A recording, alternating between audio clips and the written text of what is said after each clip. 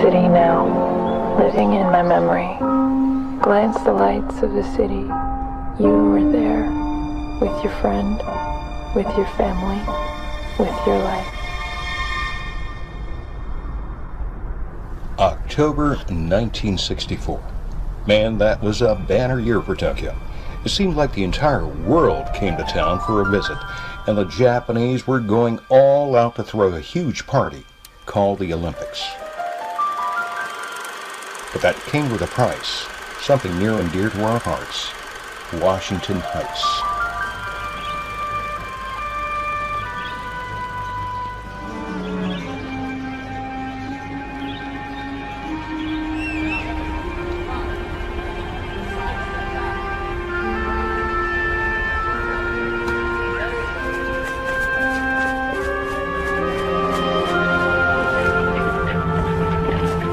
Wash Heights, as we called it, was, and I underscore was, for nearly 2 decades a virtual American town right smack dab in the heart of the world's largest city. You see, the American Gaijins were replaced by Gaijins from everywhere else on the planet. Some 7,500 athletes competing in the 1964 Tokyo Olympics. So the U.S. Air Force agreed to give up Wash Heights so they'd have a place to stay for 2 whole weeks.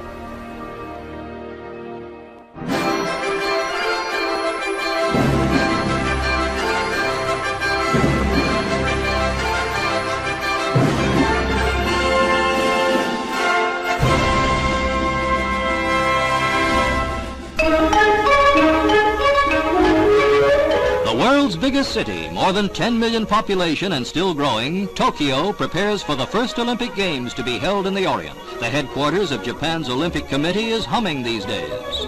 A massive facelifting is but one part of the feverish activity in the Japanese capital. The remarkable recovery the Japanese have made since World War II is a matter of record.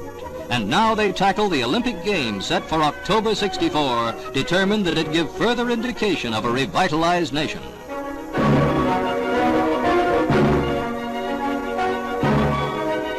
The Tokyo Olympics will be the biggest in history.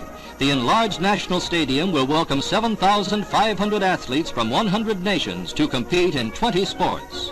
This will bring to 4,000 the number of contested events, from elimination heats to finals.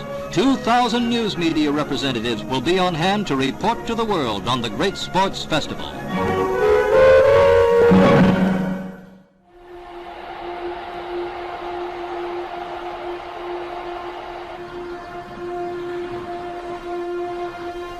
That's the Daiichi Mutual building in Marunouchi, directly across the street from the Imperial Palace. It's been there since before World War II, and after Japan surrendered, General Douglas MacArthur made the Daiichi his general headquarters, or GHQ as most people knew it. MacArthur was the supreme commander of the Allied powers, or SCAP. Among his first priorities was to house the tens of thousands of occupation troops scattered in and around Tokyo and throughout Japan.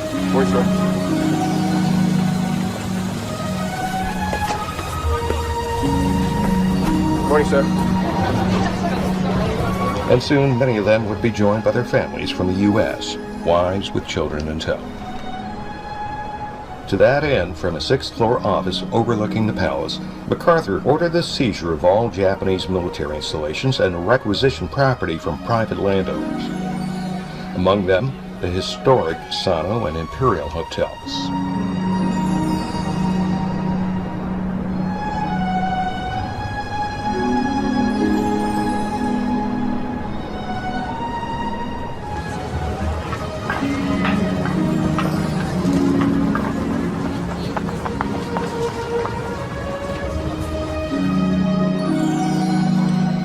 Palace Heights was among the first in central Tokyo, but it was little more than a collection of army Quonset huts left over from the war. Mikasa-san, as the Japanese called him, wanted sturdier, more permanent housing for his troops and their dependents.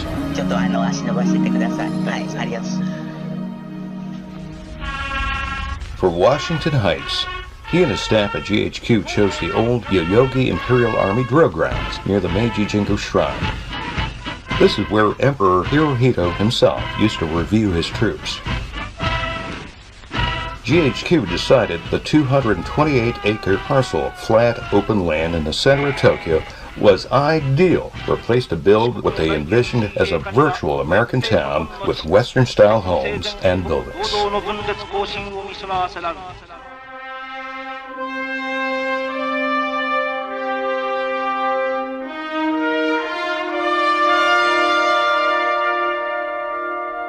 Now, key to this was a 266-page plan book for occupied Japan and later Korea. It contained detailed blueprints and floor plans and specified everything from household furniture to kitchen appliances.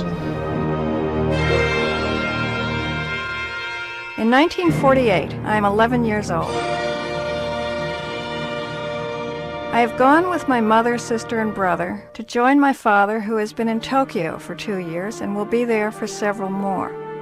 We live there in the center of that huge Japanese city in a small American enclave with a very American name, Washington Heights.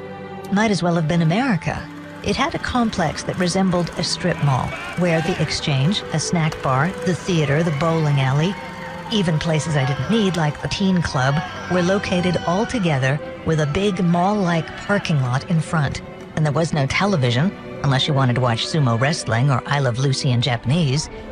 We live in an American-style house with American neighbors. The houses looked the same on the outside, and they were all the same on the inside, all painted the same too. And our little community has its own movie theater, which shows American movies, and a small church, a tiny library, and an elementary school. And in many ways, it is an odd replica of a United States village.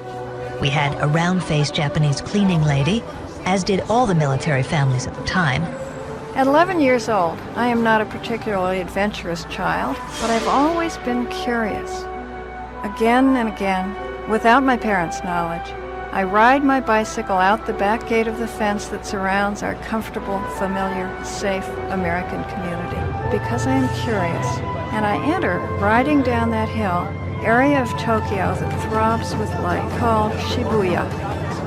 I remember the babies and toddlers dressed in bright pink and orange and red most of all. But I remember, too, the dark blue uniforms of the school children, the strangers who are my own age.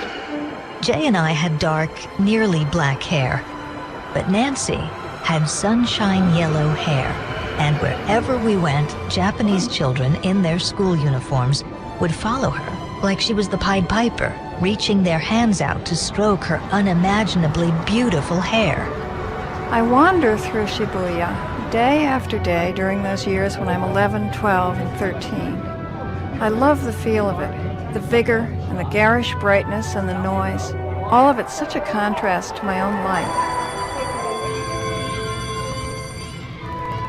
And although the building is no longer there, in my mind I can walk through that old school. Our room was second on the right down the main hall, and I sat in the second row midway back and listened to the best teacher I ever had. From Tokyo, Japan, democracy's bridgehead in the Pacific, where these scouts helped get out the vote for the first free election ever held in that country.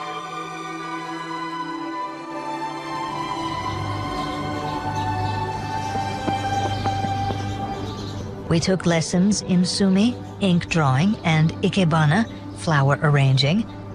I had junior choir and Girl Scouts. My brother Jay had the baseball field, and my sister Nancy had her bicycle, and then, when the hula hoop hit Japan, she had that.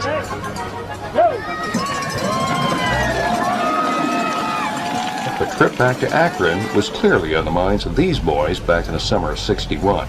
Besides soapbox derby, There was Boy Scouts and Girl Scouts, Little League, Pop Warner, and high school football, swimming and tennis, and of course, most every base had a team club. And for the adults, there was a par 3 golf course and slot machines, cabaret shows, and cheap Johnny Walker Black at the Old Club or the Meiji Club. 810 on your dial, Far East Network, Tokyo. The time, 11:05. Hey, Daddy, here comes those teenagers.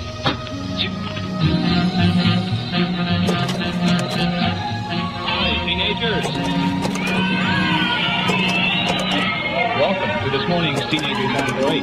We'll be coming your way for the next 55 minutes with the best in popular music. Anyone that wants to pick our old record for the next week, come on up and give us some suggestions and we might play it. This week we picked one by Ray Charles. What'd I say? MPC and Reconstituted Milk were the reminders that despite the movie theater, despite the mall-like parking lot and the football games, this was still Japan.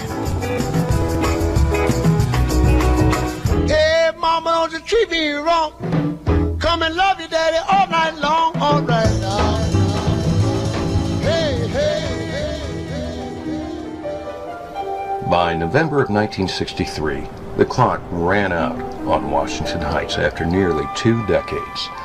Everyone vacated their housing quarters to make room for the Olympic athletes coming the following year. The displaced personnel and dependents were relocated to Kantomura. It was a new housing area on the outskirts of Tokyo near Fuchu, which the government of Japan had built in exchange for Washington Heights.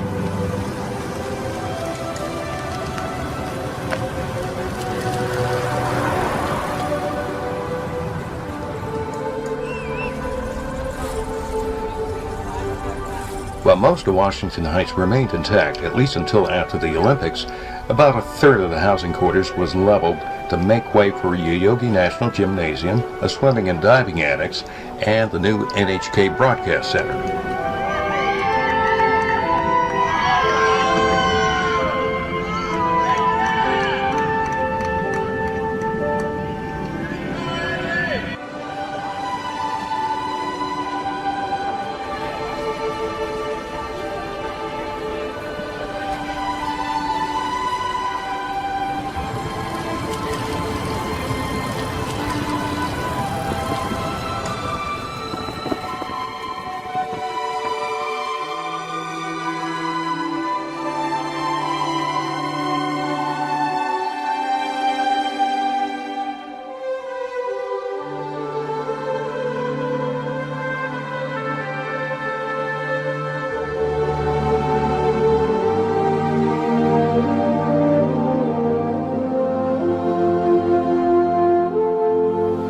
Athletes Village, as Wash Heights was now known, had a short shelf life, 2 weeks, as compared to nearly 2 decades under U.S. control.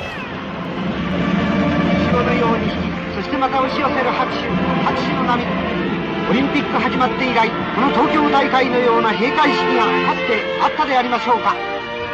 あの秩序正しく華麗であった開会式も素晴らしかった。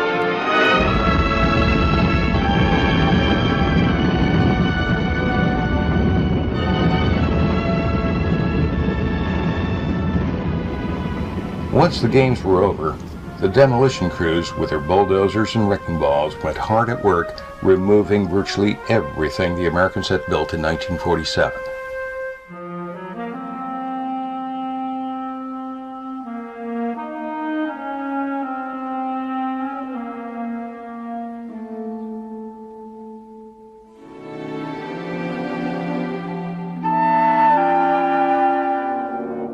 From these aerial views, it looked as if a typhoon had wreaked havoc on Washington Heights.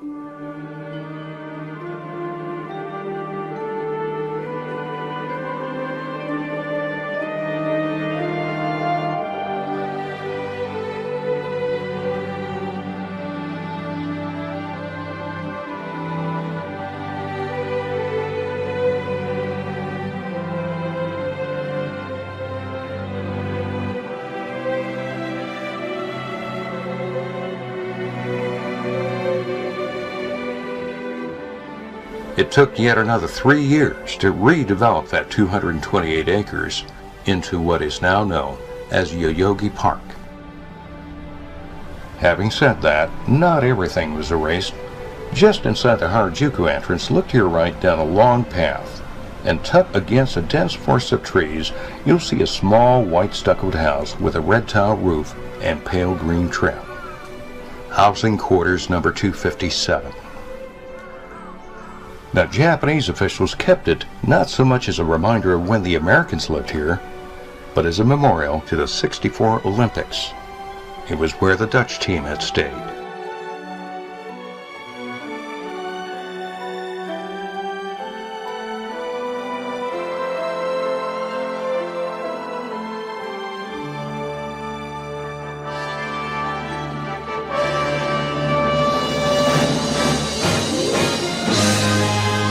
The United States Army has come to know Japan well in recent years, in war, in occupation, and finally in partnership. In the record of that relationship, there can be found the changing symbol of Japan's place in the Far East. Once it was a symbol of destruction. Today, we look upon it as a symbol of stability.